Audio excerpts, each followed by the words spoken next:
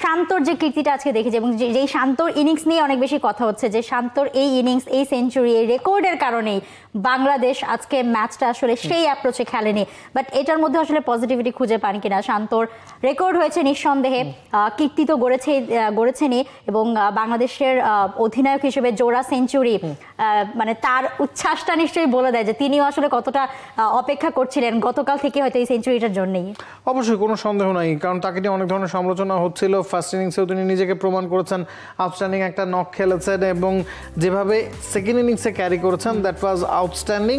তবে ওই calculation, miscalculation বা সেঞ্চুরি তাড়নাটাই কি তাকে আসলে খুব বেশি করে ধরে ফেলেছিল কিনা সেই প্রশ্ন রয়েছে।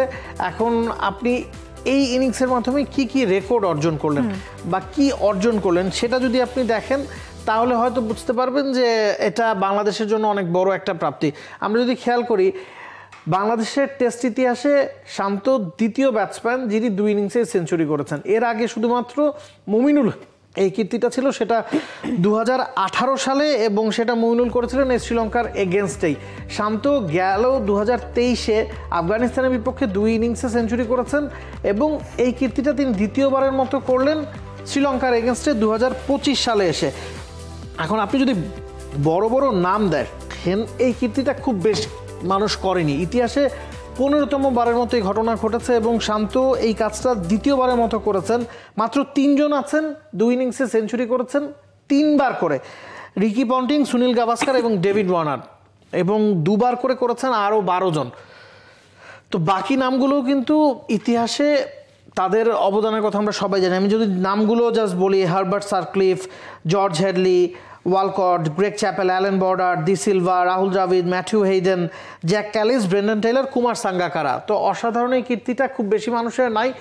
শান্ত এই কাজটা দ্বিতীয়বার মতো করলেন এবং অধিনায়ক হিসেবে বাংলাদেশের টাইগার টেস্ট ক্যাপ্টেন হিসেবেও তার এটা 4র্থ সেঞ্চুরি। একমাত্র মুশফিকুর রহিম টেস্ট ক্যাপ্টেন হিসেবে 5টা সেঞ্চুরি করেছেন। তারপরেই এখন শান্তর অবস্থান, সাকিব আল হাসানকে তিনি ছুঁয়ে ফেলেছেন। ওই তালিকাটা যদি আমরা দেখি, মুমিনুল আছেন, আশরাফুল আছেন, তো সব মিলিয়ে বেশ কিছু কীর্তি শান্ত এই সেঞ্চুরির মাধ্যমে করেছেন। তবে সেটা বাংলাদেশের জয়টা কেড়ে নিল কিনা এই প্রশ্নটাই আসলে বড় হয়ে উঠছে এই কীর্তিগুলোর চেয়েও। ওই জন্যই আসলে বলা হয়ে থাকে, মানে বলা হয় মানে good player are great player, মানে এইটার মধ্যে একটা তো আসলে পার্থক্য থাকে।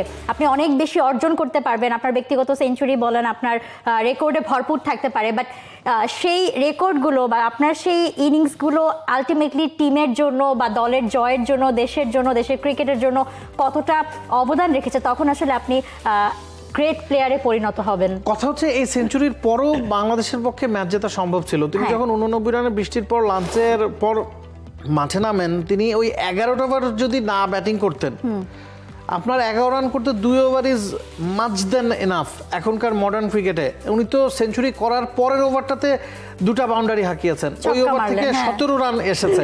তো ওই 17 রানই যদি বৃষ্টির পর লাঞ্চের পর প্রথম ওভারে আসতো, তাহলে কিন্তু আপনি শ্রীলঙ্কাকে 48 ওভার ব্যাটিং করাতে পারতেন। 48 ওভার যদি আপনাকে ব্যাটিং করতে হতো, বাংলাদেশ যখন 20 বা 22 ওভার শ্রীলঙ্কার 4টা উইকেট নিয়েছে, তখন শ্রীলঙ্কা জানে আমাদের আর 8 থেকে 10 ওভার ব্যাটিং করতে হবে। সেটা যদি শ্রীলঙ্কা জানতো আরও 22 ওভার ব্যাটিং করতে হবে বা আরও 28 ওভার ব্যাটিং করতে হবে, that's a different ball game. হ্যাঁ, তাদের অ্যাপ্রোচও তখন ডিফারেন্ট থাকতো, তারাও তখন জেতার জন্য কিন্তু বাংলাদেশের তখন সুযোগ থাকতো আরও উইকেট নিয়ে, মানে আলটিমেটলি ম্যাচে একটা রেজাল্ট আনার সম্ভাবনা ছিল শান্তর এই সেঞ্চুরির পরেও। For more updates, subscribe to our YouTube channel and click on the bell icon. Follow us on Facebook and Instagram. Download T-Sports app to enjoy exciting games and highlights. Visit tsports.com.